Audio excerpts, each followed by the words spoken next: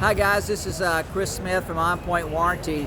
I made a surprise visit to the SkillsUSA conference here in Louisville today, and literally I am blown away by what they're doing. They are putting programs in the schools to teach children valuable skills that they can take into the market and go straight to work.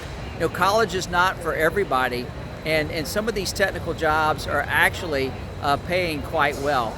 So I want to talk to a person here that's been here, Greg Doster, who's running the appliance repair program for SkillsUSA, and I want to give you his opinion on what they're doing, what a starting technician might be able to make, and one with some experience might be able to make in the future.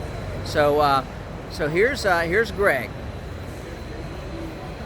Hello everybody, my name is Greg Doster. I'm retired from Whirlpool Corporation.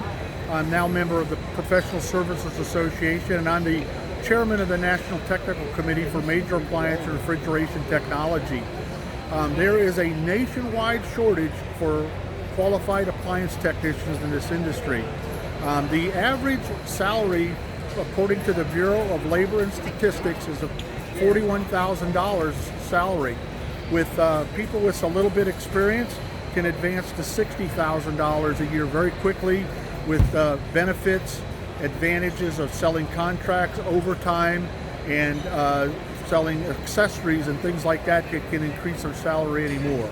It's clean work, it's year-round work, and there is always a need for these technicians and people to get into this facility. So if you know of a school in your area that might want to start a major appliance repair program, let us know. My mail account is gdoster6@gmail.com. Have them give me a call and we can help them start their program. Thank you. Thanks, Greg. Appreciate it.